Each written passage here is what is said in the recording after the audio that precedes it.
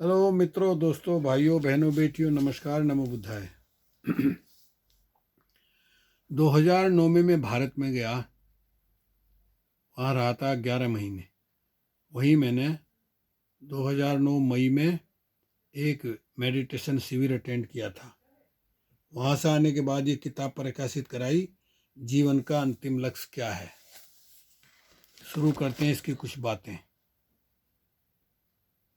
साथियों, अमेरिका में काफ़ी साल पहले मेडिकल रिसर्च एसोसिएशन ने अनेक अस्पतालों में रुग्णों की जांच करके निष्कर्ष निकाला है कि 75% रुग्ण यानी मरीज मनोविकार से ग्रस्त हैं और हृदय रोग, रक्तचाप, नसों में तनाव, खिंचाव, सांधों में दर्द, पीठ में, गर्दन में, कमर में तनाव व दर्द, सिर दर्द, माइग्रेन, पेट में कब्जियत, अल्सर, त्वचा, ये रोग आदि आदि विकार मनुष्य के चित्त में उत्पन्न होने वाले क्रोध, द्वेष, ईर्षा, मत्सर, लोभ, मद, मोह, आसक्ति, तीव्र लालसा, भय, काम वासना, अहंकार, प्रतिद्वंद्विता आदि कारणों से उत्पन्न होते रहते हैं, बढ़ते रहते हैं और मनुष्य मानसिक तथा शारीरिक संतुलन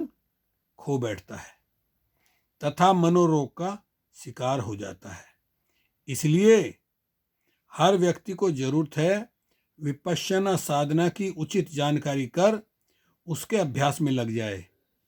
दरअसल भारत के लोग अलग अलग संप्रदायों के गुलाम हैं, जिन्हें वे धर्म समझकर उसके कर्म कांडों में फंसकर इस विद्या से यानी विपश्यना साधना नामक रूपी विद्या से वंचित हैं।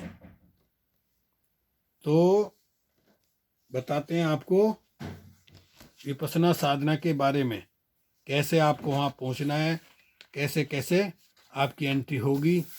दुनिया का ये पहला सत्यनारायण गोयनका जी ये ऐसा सिस्टम बना गए, अब तो नहीं रहे, निर्वाण हो गया उनका, कि दुनिया के लोग उन्हें ये बहाना ना मिले कि हमारे पास तो पैसे नहीं है एंट्री करने के। क्योंकि जितनी भी विद्याएं हैं, आपने देखा होगा, उसने स्वामी रामदेव उसने जब शुरू किया योगा सिखाने का, 1500 रुपये फीस रखी, तो हर आदमी के बस की तो वो भी नहीं थी। लेकिन उस समय राजीव दीक्षित ने कहा था कि भाई आपने तो इस पे पैसा लेना शुरू कर दिया, ये तो विद्या मुफ्त में सिखानी चाहिए थी। तो उसे लगा, स्वामी रामदेव को लगा, ये तो राजीव दीक्षित तो मेरे प्लान में बाधा बन सकता है।